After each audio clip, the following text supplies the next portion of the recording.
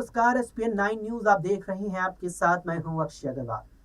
4 दिसंबर को जिस तरह से पांचों ही राज्यों की विधानसभा चुनावों के परिणाम सबके सामने आ गए, उसके बाद से कांग्रेस की स्थिति खराब हो गई। दरअसल 5 राज्यों में तेलंगाना एकमात्र ऐसा राज्य रहा जहां की विधानसभा चुनावों में कांग्रेस को जीत मिली, जबकि एमपी, राजस्थान और छत्तीसगढ़ में कांग्रेस को बुरी तरह हार का सामना करना पड़ा।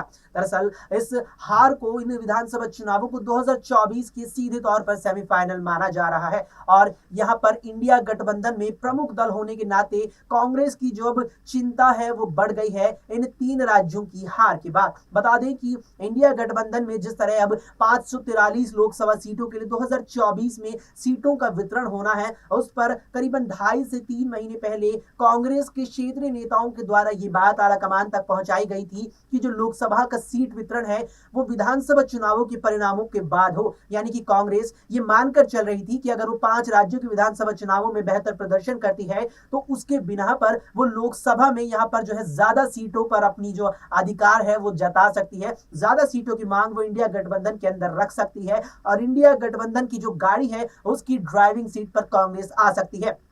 लेकिन विधानसभा चुनावों के परिणाम एकदम कांग्रेस की सोच के विपरीत आए, जिसने अब कांग्रेस की चिंता बढ़ा दी है। बता दें इस बीच यहां पर 3 दिसंबर को जिस तरह से 4 राज्यों के विधानसभा चुनाव के नतीजे आए थे और कांग्रेस को 3 में हार मिली थी, तो उसके बाद कांग्रेस के राष्ट्रीय अध्यक्ष मल्लिकार्जुन खड़गे ने 6 दिसंबर को इंडिया गठबंधन की बैठक बुलाई थी, जिसमें बीते मंगलवार को खबर आई कि यहां पर अखिलेश यादव, ममता बनर्जी और नीतीश कुमार ने बैठक में शामिल होने से इनकार कर दिया और अपने नेताओं को बैठक में भेजने का यहां पर जो है बात कही थी, जिसके बाद बैठक ही स्थगित कर दी गई। इसके बाद से इंडिया गठबंधन में भी अब कांग्रेस की स्थिति खराब हो गई है। इस बीच यहां पर खबर निकलकर सामने आई है कि यहां पर उद्धव गुट शिवसेना के सांसद संजय राउत ने दावा किया है कि इंडिया गठबंधन में यहां जो प्रधानमंत्री पद का उम्मीदवार है वो केवल एक मजबूत चेहरा ही चाहिए उसके लिए, और वो मजबूत चेहरा यहां पर उद्धव गुट शिवसेना के जो अध्यक्ष हैं और महाराष्ट्र के पूर्व मुख्यमंत्री उद्धव ठाकरे हैं। यानी कि संजय राउत का कहना है कि इंडिया गठबंधन के तहत यहां पर प्रधानमंत्री पद का उम्मीदवार उद्धव ठाकरे को होना चाहिए। उद्धव ठाकरे ही